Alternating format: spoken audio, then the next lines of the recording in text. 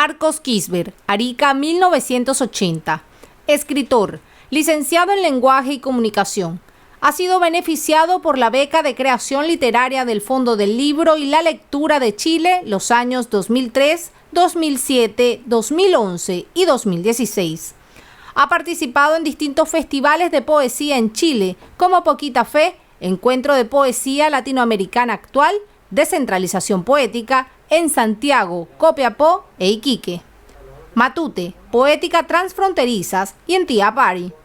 Es parte del Congreso de Poesía Chile Mira a sus Poetas, organizado por la Pontificia Universidad Católica de Chile 2009.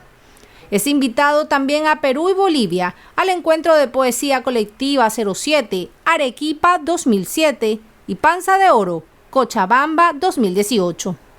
Es incluido en la antología Predicar en el Desierto de la Fundación Neruda 2013. Ha publicado los libros de poesía Atavíos, editorial Moda y Pueblo 2009, Cero Glamour, editorial La Liga de la Justicia 2011 y editorial Sinosargo 2014, y Polvos Rosados, editorial Aparte 2019. Hola, bienvenidos y bienvenidas al 7º capítulo del 4º ciclo de Escritores y Creadores del Norte, donde conversamos sobre el oficio literario con escritores y escritoras del norte de Chile. A mi espalda, la obra en acrílico del artista Boris Obregón titulada Aland. En este capítulo conversaremos con el poeta Marcos Kisber, quien nos recibe en su casa en la ciudad de Arica. Hola Marcos, ¿cómo estás? Hola Roberto, bien, tantas lunas. Acá pasando la cuarentena. Cuéntanos Marcos, ¿cuáles fueron tus primeras lecturas, tus primeros autores? Cuando yo estaba chico, en mi casa, aunque no habían muchos libros, como una gran biblioteca en mi casa, mis padres compraban muchas colecciones de esos libros que venían con la revista ¿Qué pasa?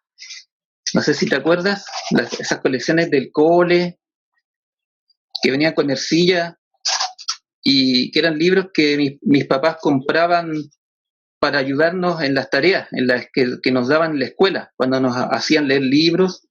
Entonces compraba todas esas colecciones. Deben ser los primeros libros que yo leí en relación con la literatura. Habían libros importantes, así como unos estudios que hacía Hugo Montes, me acuerdo, sobre literatura chilena, hispanoamericana. Y esos libros yo los hojeaba cuando estaba chico y me llamaban la atención cuando hablaban las biografías de grandes personajes. También habían unas revistas más antiguas en mi casa que eran unas que se llamaban Monitor, que eran unas revistas ilustradas así con papel couché, revistas bien bonitas que venían con imágenes, sí, de pintura. Y creo que esos deben ser como los primeros libros que yo leí así como de forma ya más consciente, ya cuando era como, tendría como 12 años, 11, 12 años. A mí también me gustaba mucho ver dibujos animados así como Robotech, Raimi, y yo hacía cómics. Me gustaba hacer historietas en base a esas caricaturas que veía. Las recreaba, hacía revistas con papel de cuaderno que yo corcheteaba y les cambiaba el nombre a Robotech, a Raimi les creaba otros nombres. Me acuerdo que una le había puesto Robocosmo y recreaba lo que pasaba así en esos dibujos animados. Y después me empecé a dar cuenta que más que dibujar, me gustaba las viñetas que escribía, las historias, los guiones, ¿sí? Y me di cuenta que me empezaba a ser más fácil escribir que dibujar. Y de ahí empecé a derivar a hacer pequeños relatos, cuentos. Eso habrá sido cuando tenía, no sé, 12 años por ahí. Y ahora con la poesía, lo que fue para mí fundamental es haber conocido una antología que había en mi casa, que era de Pablo Neruda, que se llamaba Antología Popular, creo que fue editada el año 74, que sacaron como homenaje cuando Pablo Neruda ganó el Nobel, creo, el 71. Entonces, creo que de ahí sacaron esa antología popular, que era un libro que se regalaba a los trabajadores, a los mineros.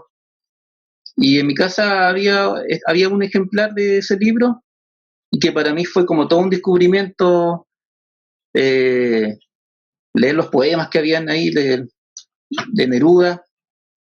Y eso me llevó también a escribir poemas, de a poco.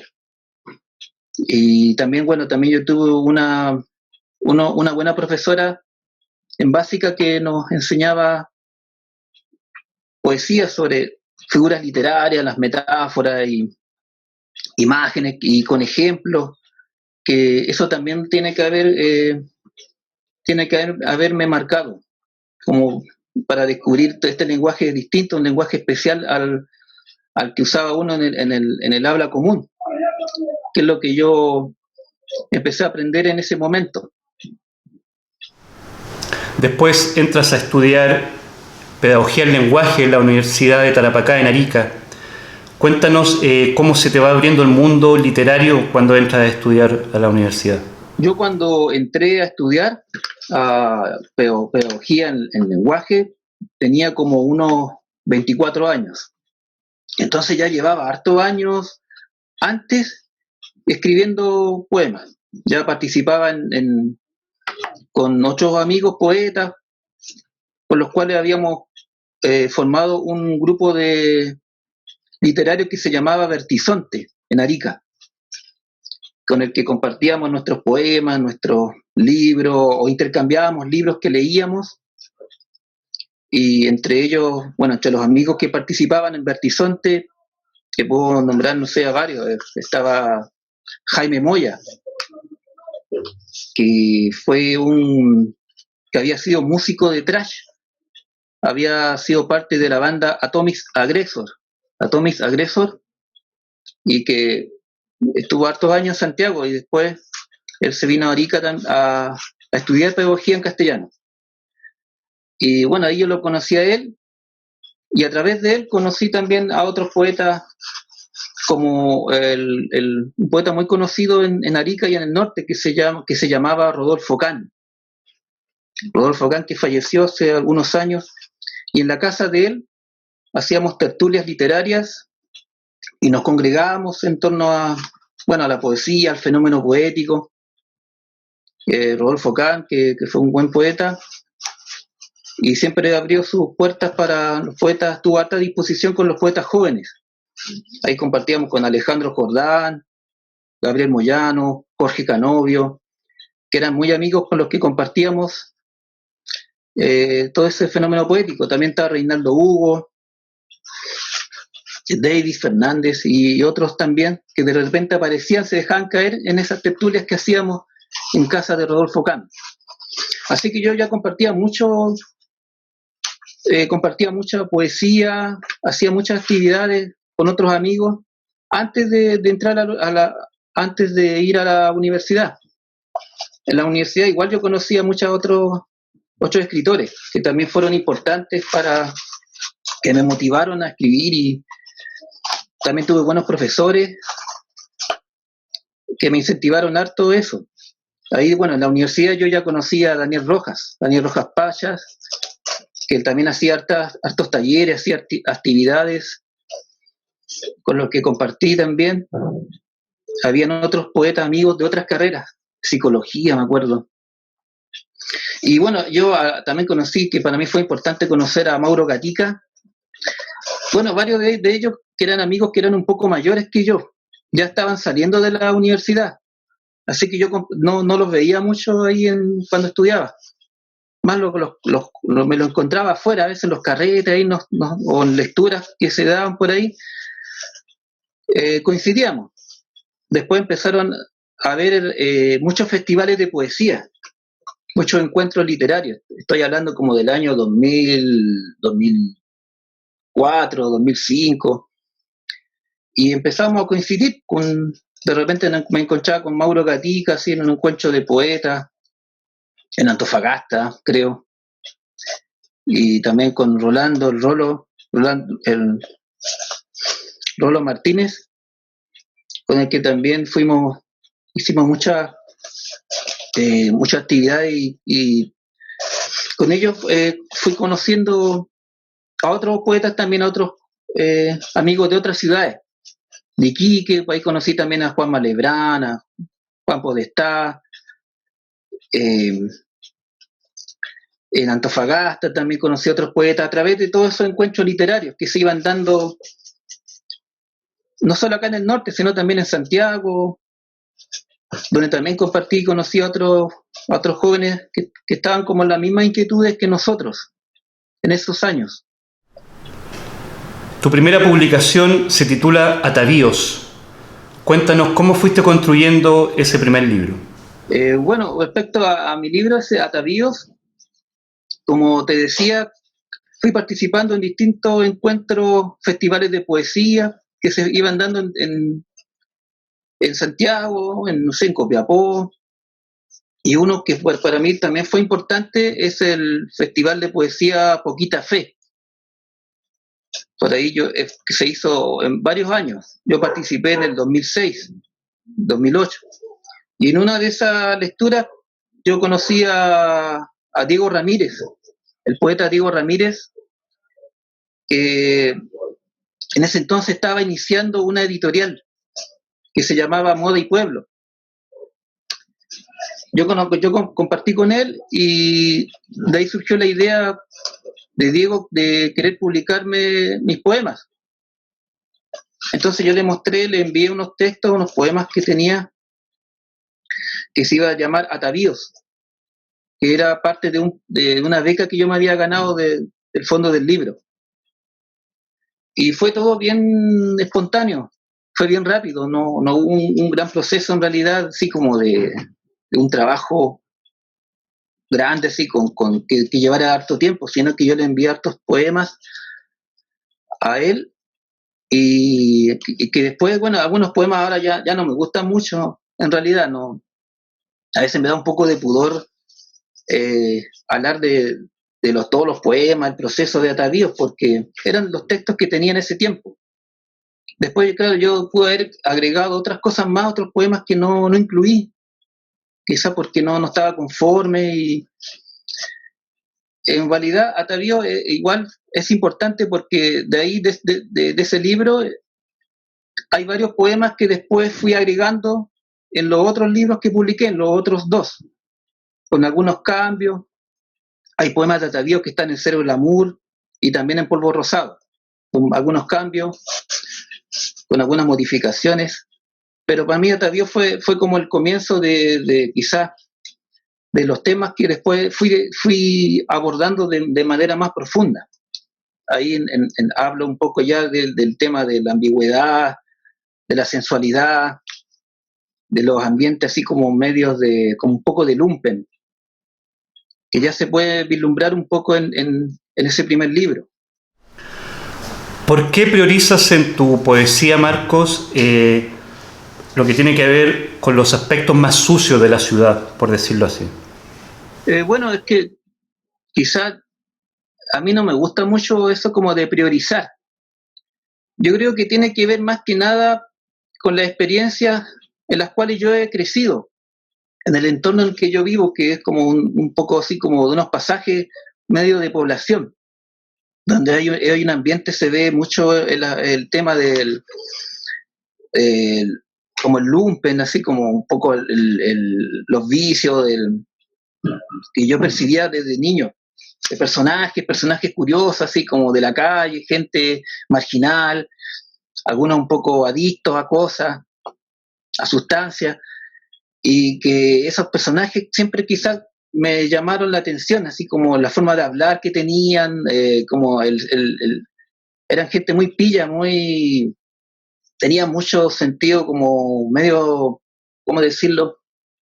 No sé si picaresco, pero había algo así como de ingenio que tenían la forma de hablar de ellos, en la forma como en el COA, todas esas cosas que a mí me llaman la atención, y desde niño. Y también la forma en cómo muchos de esas personas también morían. De repente encontraba gente así, personajes de la calle, de la población, que de un día para otro desaparecían así, llegaban a cierta edad y iban desapareciendo, iban muriendo, uno tras otro, quizás por el mismo estilo de vida que tenían. Todo eso igual me marcó, como para escribir algo, de rescatar todo eso, rescatarlo en libros, porque yo al menos yo no lo encontraba en poesía, al menos poesía chilena, hasta ese entonces no era algo muy común. Y todo eso me llevó a querer escribir sobre esos temas, cosas que yo veía, que vivía así, de hombres y mujeres que de pronto estaban en ese estilo de vida, que estaban como en el límite de lo permitido, saltándose las normas de la sociedad, y de repente de un día para otro iban muriendo, desaparecían, hasta el día de hoy. Hasta el día de hoy sigue pasando eso. Yo lo sigo viendo, gente que conozco así, que llevan esas vidas y de repente se van muriendo.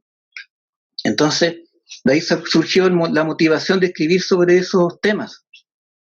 Algo que he ido como tratando en todos los libros que he hecho, aunque siempre con algunas variaciones, porque tampoco me gusta repetirme. Marcos, cuéntanos, ¿cuál es tu metodología de trabajo a la hora de escribir? A mí, bueno, yo ahora escribo casi todos mis poemas en el computador. Lo que sí que no me gusta hacerlo en silencio. ¿Ah? Como que el silencio me bloquea un poco para escribir. No es que no me guste el silencio, o sea, a mí el silencio me encanta. Me gusta mucho la soledad, la contemplación, pero al momento de escribir yo necesito ruido. Entonces a veces escribo con música de fondo. Coloco sobre todo rock, música rock en inglés, con lo que coloco de fondo. A veces coloco siempre un mismo disco de Mötley Crüe, y eso como que al escribir voy colocando un poco, aunque con un volumen moderado. Escribo con música de fondo en el computador. También tomo muchas notas. Quizás lo que más hago en papel es tomar notas. Tengo una libreta de notas donde voy apuntando así como las cosas que quiero hacer, que tengo que ver esto, voy a trabajar esto, y lo voy anotando en una libreta. Eso lo hago escrito, a mano. Y bueno, trato de tener constancia. Trato de tener como cierta constancia, trabajar, sobre todo en las mañanas. Me gusta escribir y tomar apuntes. Yo me guío de esa libreta, voy tomando apuntes de lo que voy a hacer al día siguiente, pero siempre me doy harta, libertad. Trato de que esto tampoco sea algo tan pensado, tan calculado, aunque a veces pasa, a veces uno escribe cosas, poemas, y de repente se nota como que lo calculé mucho, estaba muy forzado y murió el poema, pero igual lo termino. Trato de llevar hasta el final el poema, aunque yo ya sé que no me va a salir así como tan espontáneo.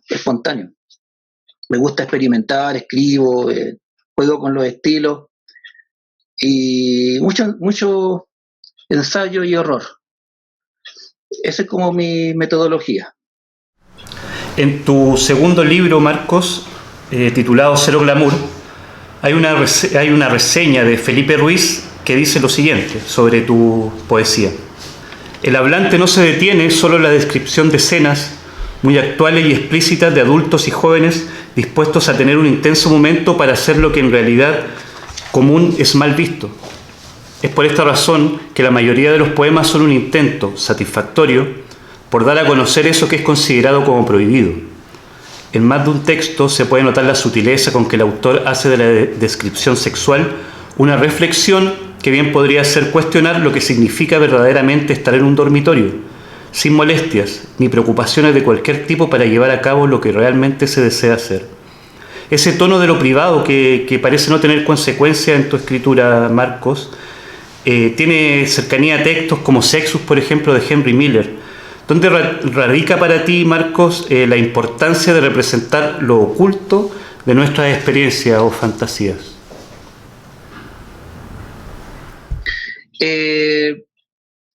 Pienso que lo que me gusta como decía Felipe Ruiz, que sí estoy de acuerdo con lo que él, me encanta esas palabras que escribió, eso fue para una presentación que hizo de mi libro, allá en 2011. Y sí, en cuanto a los espacios privados, lo que me atrae más que nada es como, son momentos fugaces que uno tiene cuando uno está conectado consigo mismo, como el espacio como de libertad que a veces tiene uno, y que no todas las personas lo viven en realidad, porque hay gente que está con familias, que tienen hijos, que están casados, tienen no logran una soledad, un espacio de privacidad tan puro como el que puedan tener esos personajes de los cuales yo me refiero. Por ejemplo, en una habitación, cuando uno está solo en una habitación, o está solo, por ejemplo, en un galpón abandonado, cuando uno está solo en un parque en la noche, y se encuentra a veces con otros seres solitarios también. Y todo eso a mí me llama la atención. Y lo que yo intento en mis poemas es como dignificar eso, esa soledad, dignificar esos espacios donde uno puede encontrarse consigo mismo, donde uno se quita un poco ciertas caretas morales, sociales, y también uno se encuentra con su cuerpo, con su propio ser, con su cuerpo, con sus sensaciones, con su placer y con su hábito, a veces hábitos autodestructivos, que no siempre, bueno, a uno le generan ningún beneficio en la salud de uno. Y de eso me gusta tratarlo, mostrarlo como una cámara, así como una cámara filmadora que está oculta así como en una pieza y está como filmando sin que ellos se den cuenta. Entonces también a mí me gusta mostrar eso al lector como si fuera un acto un poco voyerista, de ver qué es lo que hace este ser. Estos son seres anónimos, gente cualquiera, gente común y corriente que uno ve en la calle y que uno no se imagina que tiene todo ese mundo interior, todo ese mundo privado y que no puede conocer de ninguna manera, porque ellos nunca lo van a mostrar así abiertamente a cualquier persona en la calle, por todos los prejuicios que hay en torno a eso, no sé, pues hacer cosas, actividades sexuales, actividades, no sé, de adicciones y cosas o incluso hablar solo. Cuando uno habla solo también piensa en voz alta, que uno lo ve en la calle y cree que uno está loco. Entonces, esas cosas me gusta mostrarlas, pero hacerlo como si fuera una cámara, de manera objetiva, ¿ya? Tratando de no hacer juicios de valor en torno a lo que yo voy retratando en esos espacios de soledad y privacidad que hago en los poemas.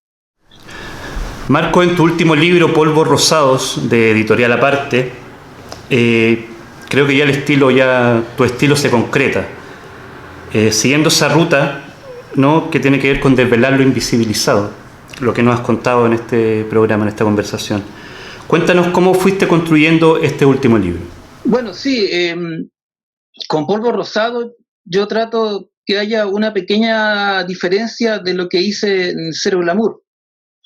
Bueno, lo primero es que en cuanto a la estructura interna del libro, ya los poemas no están divididos por capítulos, porque en Cero Glamour estaba todo dividido, todo con capítulos, era todo como matizando ciertos temas.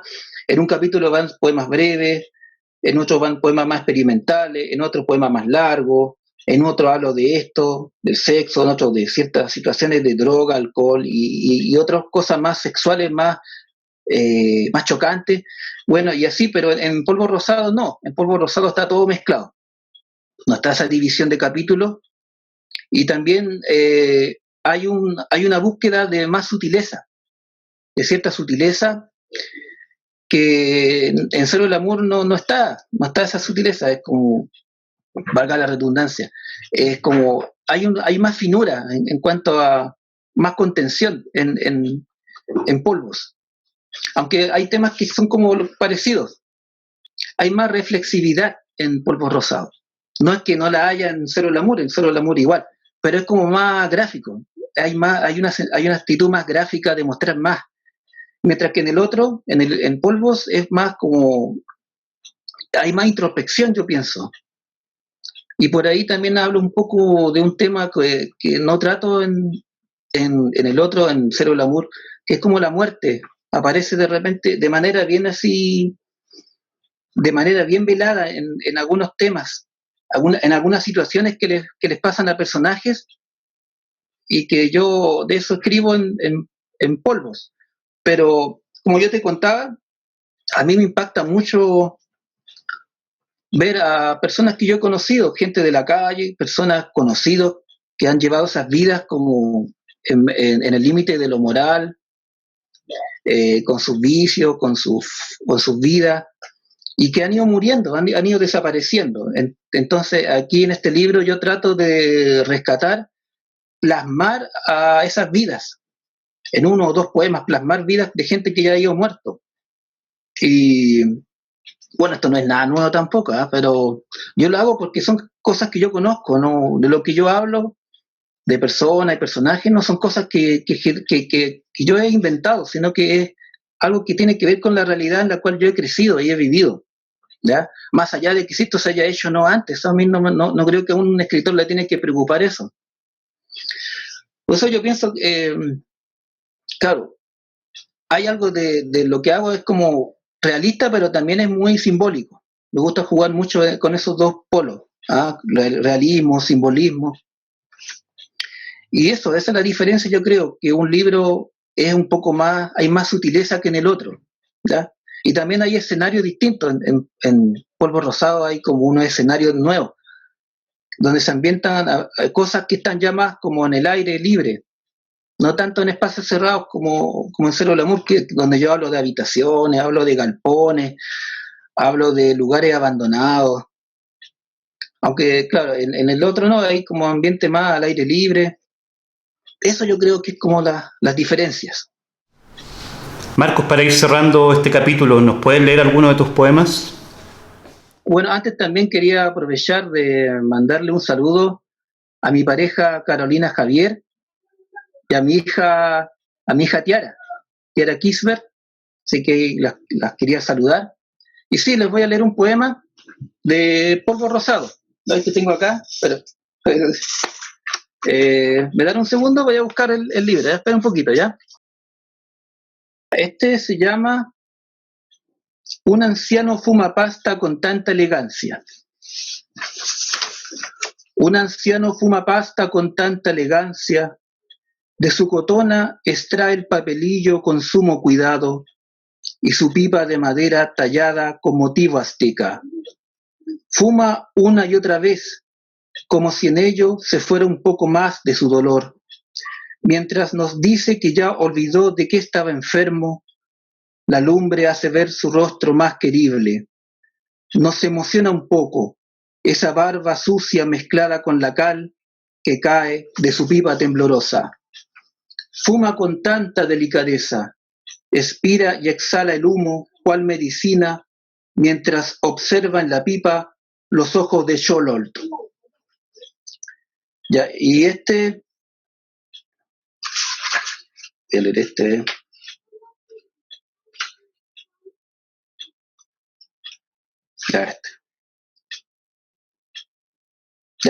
se llama Aquel ilustre personaje. Se deja manosear por cualquiera, sin discriminar. Qué notable. Es de aquellos que se involucran hasta el final en un recuerdo, como ese del desconocido que le da una sonrisa al salir del nightclub.